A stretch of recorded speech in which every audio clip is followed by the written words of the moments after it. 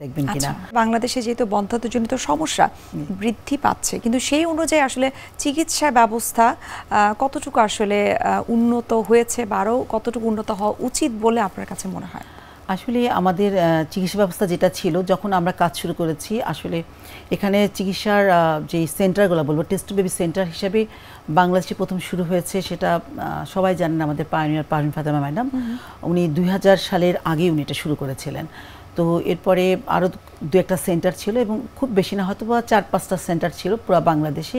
সেটা 2000 ধরেন 7-8 এইরকম মানে সময় পর্যন্ত।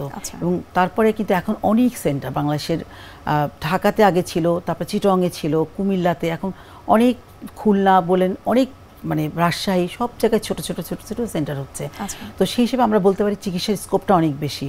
এবং যখন একটা পেশেন্ট আসে, সে ধরেন 1 বছর বা 2 বছর বাচ্চা হচ্ছে না, এবং গ্রামের অনেক চিকিৎসাতে ওরা হোমিওপ্যাথিক বলেন, কবিরাজি বলেন, করবেই তো, এটা খুবই স্বাভাবিক।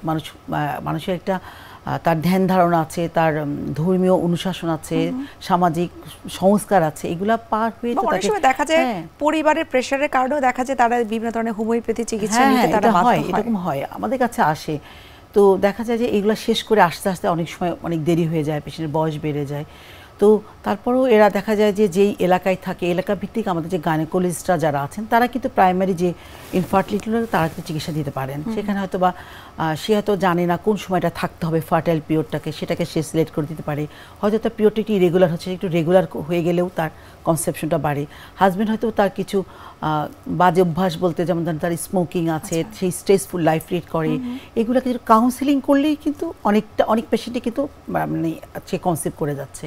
এবং তারা আমরা যে সমস্ত ড্রাগগুলো ইউজ করি, যাদের ধরেন ঠিকমতো পিরিয়ড হয় না, তার এগ তৈরি হয় না, সেগুলাকে ওই প্রাইমারি লেভেল থেকে চিকিৎসা করলে অনেকটা পোর্শন তাদের আর পরে আসতে হয় না। কিন্তু চিকিৎসার পরও যে কনসেপ্ট যেগুলো না করে, সেগুলো আসলে ইনফার্টিলিটি সেন্টার বা বিশ্বায়িত চিকিৎসা তাদের প্রয়োজন পড়ে।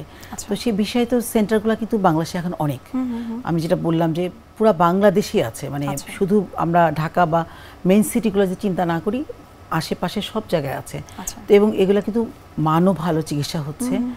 আর সেই মানটার বিষয়ে আপনার কাছে একটু বিস্তারিত জানতে চাই যে ঢাকাস্থ বিভিন্ন প্রাইভেট হসপিটালগুলো তো রয়েছে, সেগুলোতে আমরা জানি যে ইন্টারন্যাশনাল ওয়েতে এবং স্ট্যান্ডার্ড ওয়েতেই কিন্তু তাদেরকে ট্রিটমেন্ট দেওয়া হচ্ছে। কিন্তু ঢাকার বাইরে যে হসপিটালগুলো রয়েছে, আপনার কাছে কি মনে হয় সেখানে কি আসলে সেই স্ট্যান্ডার্ডটা বজায় রেখে তাদেরকে সেই ট্রিটমেন্টটা দেওয়া হচ্ছে?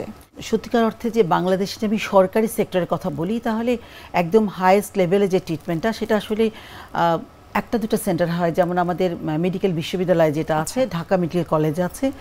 আর সেকেন্ডারি যে চিকিৎসাটা, যেটা আমরা আইইউআই পর্যন্ত বলি, সেটা কিন্তু বেশ কয়েকটা মেডিকেল কলেজে আছে। চিটং মেডিকেল কলেজে আছে, সোহরাওয়ার্দী মেডিকেল কলেজে আছে, তারপরে আপনার ফার্টিলিটি সেন্টার যেটা মোহাম্মদপুর, সেখানে আছে, আরও বেশ কয়েকটা সেন্টারে আছে।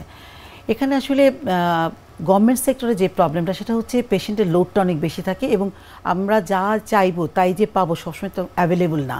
যেটা কিন্তু প্রাইভেট সেক্টর যেটা বললেন, তারা ইন্টারন্যাশনাল মান অনুযায়ী করতে পারে। তো গভর্নমেন্ট সেক্টরে কিছু লিমিটেশন থাকবেই, এই লিমিটেশন নিয়েই আমরা কাজ করতে হবে। আমরা যেমন দেশ, আমাদের যেমন রিসোর্স আছে তাই দিয়ে কাজ করতে হবে, তা দিয়েও কিন্তু আমরা অনেক ভালো করছি। ঢাকাস্থ যে সমস্ত সেন্টারগুলো আছে, যেগুলোতে আপনার মোটামুটি মানসম্মত করে তারা ট্রিটমেন্ট করছে, আর ঢাকার বাইরে যে সেন্টারগুলো আছে, এই সেন্টারগুলো কিন্তু বিশ্বায়িত যারা এই বিষয়ে অভিজ্ঞ, তাদের ট্রেনিং আছে, কারো কারো ডিগ্রি আছে, তারা আসলে নিজের তত্ত্বাবধানে করে। সেই ক্ষেত্রে তারাও কিন্তু চেষ্টা করে তাদের মানটা ধরে রাখার জন্য। সুতরাং তাদের মানটা যে খুব বেশি খারাপ হবে এরকম না, মোটামুটি স্ট্যান্ডার্ড যে মান। কারণ কি, এটা সত্যি কথা যে যখনই আমরা চিকিৎসা দেই, প্রত্যেক ডাক্তারই চায় যে সে জানি তার সবচেয়ে ভালো চিকিৎসাটুকু, সবচেয়ে ভালো উপকারটুকু দিতে পারে, যাতে তার পেশেন্ট যার জন্য তার কাছে এসছে, যে উদ্দেশ্য নিয়ে এসছে, সেটা তার সফল হয়। সুতরাং তারাও কিন্তু তাদের মানটা মেনটেন করে।